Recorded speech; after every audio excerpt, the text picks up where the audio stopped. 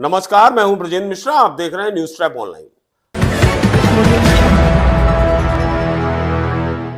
जरा सोचिए, देश के सबसे साफ सुथरे माने जाने वाले मध्य प्रदेश के इंदौर जिले में यदि किसी अस्पताल में चूहों की गोदाम खुल जाए और वो चूहे नवजात की जान ले लें, तो इसे आप क्या कहेंगे?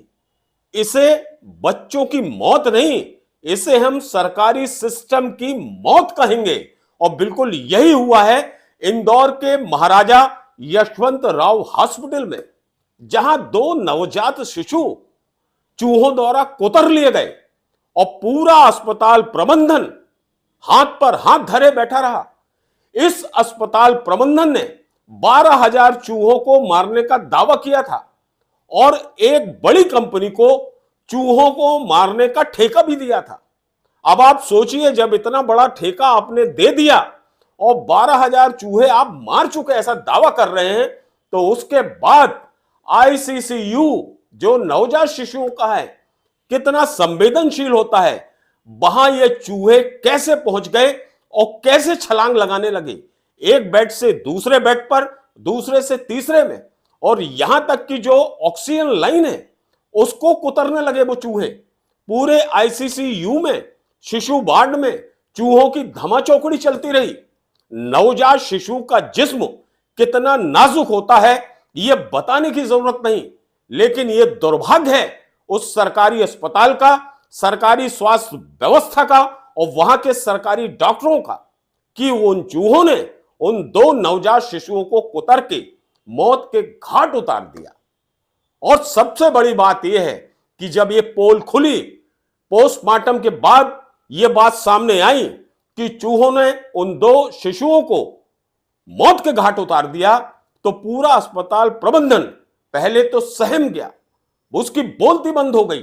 लेकिन फिर साहब, जैसा होता है सरकारी महकमे में कि अपनी गर्दन कैसी बचाई जाए, तो पूरा अस्पताल प्रशासन इस मौत को चूहों की वजह से मौत होना मानने तैयार ही नहीं हुआ।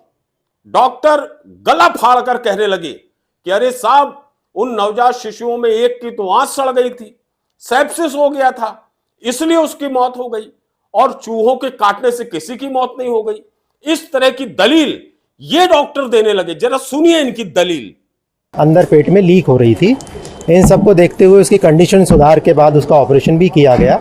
ऑपरेशन में हमने पाया कि उसके पेट में काफ़ी मल भरा हुआ है और उसके अनुसार उस आंत के हिस्से को जो सड़ गया था उसको निकाला और वापस जोड़ दिया गया। बट इस दौरान बच्चे के शरीर में संक्रमण फैल गया था, सेप्सिस था। उसके कारण उसको बार बार ऑक्सीजन लेवल भी कम हो जाता था, डेक्स्ट्रो शुगर लेवल कम हो जाता था। फिर उसको वेंटिलेटर पर रखना पड़ा। उससे थोड़ा इम्प्रूव हुआ वो लेकिन वापस इन्फेक्शन के चलते उसको वापस वेंटिलेटर पर रखना पड़ा। तो उस बच्चे की हालत शुरू से ही काफ़ी सीरियस थी और उसका भरसक प्रयास किया जा रहा था बचाने के लिए। तो रेड बाइट से कभी भी किसी की डेथ नहीं होगी। पहली अब डॉक्टर साहब ने अपनी दलील तो दे दी, लेकिन जरा देखिए शिशु वार्ड में ये चूहे कैसे आ रहे हैं, ये कैसे छलांग लगा रहे हैं एक बिस्तर से दूसरे बिस्तर में। आखिर इन पर उस अस्पताल प्रबंधन की, वहां के स्टाफ की, नर्सिंग स्टाफ की नजर क्यों नहीं पड़ी? और चूहे तो उन नवजात शिशुओं के जिस्म को आसानी से कुतर सकते हैं, लेकिन नहीं साहब, ये अस्पताल वाले अब ये मानने तैयार नहीं है। 2 बच्चों की मौत के बाद कलेक्टर ने भी सफाई में ये कहा कि हमने कार्रवाई के निर्देश दे दिए हैं, और यही होता है। वो कार्रवाई कब तक होती है, कैसी होती है और जांच कब तक चलती है, इसका भगवान ही मालिक है। जरा आप कलेक्टर को भी सुन लें। देखिए, जो घटना हुई थी विगत दिवस, और उसका एक वीडियो भी आया था जो बच्चों को चूहे द्वारा काटे जाने का, निश्चित रूप से बहुत ही ऐसी दुर्भाग्यपूर्ण घटना थी। और उस संबंध में जो एडमिनिस्ट्रेशन है हॉस्पिटल का और इसके अलावा जो विभाग है उनके द्वारा कल कार्रवाई भी की गई है। उनमें 2 लोगों को सस्पेंड किया गया है, कुछ लोगों को शोकॉज नोटिस भी दिया गया है। स्टेट से अन्य जो जिम्मेदार यहाँ के उच्च स्तर के एडमिनिस्ट्रेटर हैं उनको भी नोटिस प्रदान किया गया है। निश्चित रूप से ऐसी चीज नहीं होनी चाहिए थी। जो भी इसमें एजेंसी है या जो भी इसके लिए जिम्मेदार लोग हैं, अगर अन्य कोई भी जांच में पाए जाते हैं तो बहुत कड़ी कार्रवाई इस पर की जाएगी। इस पूरे घटनाक्रम पर मुख्यमंत्री मोहन यादव जी ने भी स्पष्ट ये कहा कि लापरवाही बर्दाश्त नहीं की जाएगी, लेकिन सवाल यह है कि जब लापरवाही हो जाए उसके बाद इन्हें बर्दाश्त करना तो वास्तव में बहुत बड़े सवाल पैदा करता है। आखिर इतने बड़े एमवाई हॉस्पिटल में और वो भी नवजात शिशुओं के वार्ड में इस तरह की लापरवाही कैसे हुई, इसका जवाब कौन देगा? हमारी सरकार कोई लापरवाही बर्दाश्त नहीं करेगी। मैंने निर्देश कलेक्टर को जारी किए हैं और हेल्थ डिपार्टमेंट के पीएस को भी बता दिया है कि हेल्थ मंत्री से भी कहा है कि वो इस पर कार्रवाई करें। इस बीच इस पूरे घटनाक्रम को लेकर राहुल गांधी ने भी अपनी टिप्पणी की और उन्होंने इस सब के लिए सरकारी स्वास्थ्य सेवाओं को और सरकार को जिम्मेवार ठहरा दिया। उन्होंने कहा कि सरकार वैसे भी लोगों से उनके स्वास्थ्य का अधिकार छीन रही है और अब तो मां की गोद से बच्चे छीनने लगी है सरकार। इस तरह की बात राहुल गांधी ने अपने ट्वीट में कही और उसमें यह भी कहा कि यह सामान्य मामला नहीं है, यह मामला हत्या का है।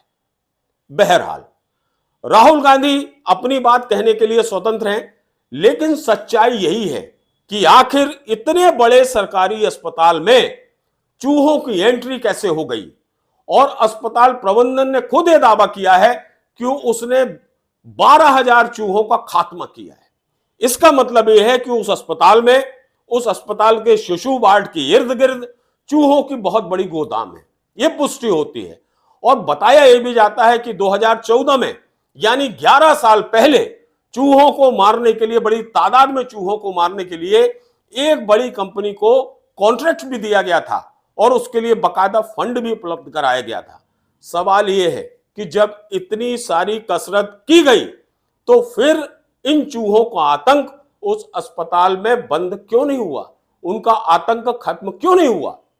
निश्चित तौर पर यह सरकारी अव्यवस्था है, यह सरकारी भर्राशाही है और ये पूरे सरकारी स्वास्थ्य विभाग यानी सरकारी स्वास्थ्य सिस्टम का ये खात्मा है। और ये बच्चों की मौत नहीं है, ये वास्तव में सरकारी स्वास्थ्य सिस्टम की मौत है।